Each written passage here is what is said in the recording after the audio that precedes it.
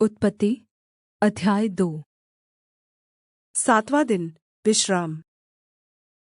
इस तरह आकाश और पृथ्वी और उनकी सारी सेना का बनाना समाप्त हो गया, और परमेश्वर ने अपना काम जिसे वह करता था सातवें दिन समाप्त किया, और उसने अपने किए हुए सारे काम से सातवें दिन विश्राम किया।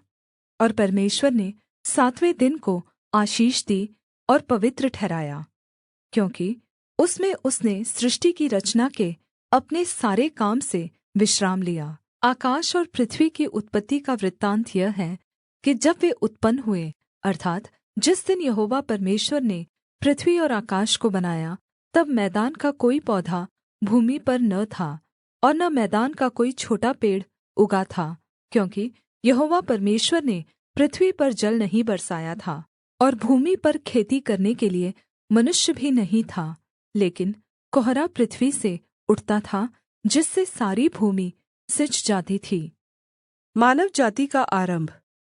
तब यहोवा परमेश्वर ने आदम को भूमि की मिट्टी से रचा और उसके नथनों में जीवन का श्वास फूँक दिया, और आदम जीवित प्राणी बन गया। और यहोवा परमेश्वर ने पूर्व की ओर अदन में एक वाटिका लगाई, और वहाँ आदम को जिसे उसने रचा था रख दिया। और यहोवा परमेश्वर ने भूमि से सब भाँति के वृक्ष जो देखने में मनोहर और जिनके फल खाने में अच्छे हैं उगाए, और वाटिका के बीच में जीवन के वृक्ष को और भले या बुरे के ज्ञान के वृक्ष को भी लगाया। उस वाटिका को सींचने के लिए एक महानदी अदन से निकली, और वहाँ से आगे बहकर 4 नदियों में बँट गई। पहली नदी का नाम पीशोन है। यह वही है जो हवीला नाम के सारे देश को, जहाँ सोना मिलता है, घेरे हुए है। उस देश का सोना उत्तम होता है, वहाँ मोती और सुलैमानी पत्थर भी मिलते हैं। और दूसरी नदी का नाम गीहोन है। यह वही है जो कूश के सारे देश को घेरे हुए है। और तीसरी नदी का नाम हिद्देकेल है। यह वही है जो अश्शूर के पूर्व की ओर बहती है। और चौथी नदी का नाम फरात है। तब यहोवा परमेश्वर ने आदम को लेकर अदन की वाटिका में रख दिया कि वह उसमें काम करे और उसकी रखवाली करे।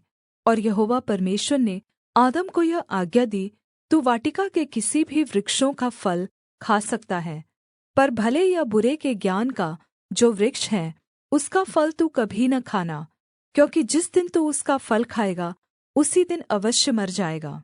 फिर यहोवा परमेश्वर ने कहा, आदम का अकेला रहना अच्छा नहीं, मैं उसके लिए एक ऐसा सहायक बनाऊँगा जो उसके लिए उपयुक्त होगा।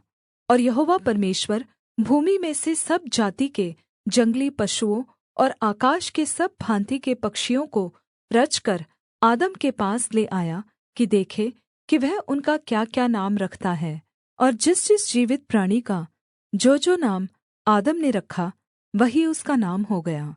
अतः आदम ने सब जाति के घरेलू पशुओं और आकाश के पक्षियों और सब जाति के जंगली पशुओं के नाम रखे, परन्तु आदम के लिए कोई ऐसा सहायक न मिला जो उससे मेल खा सके।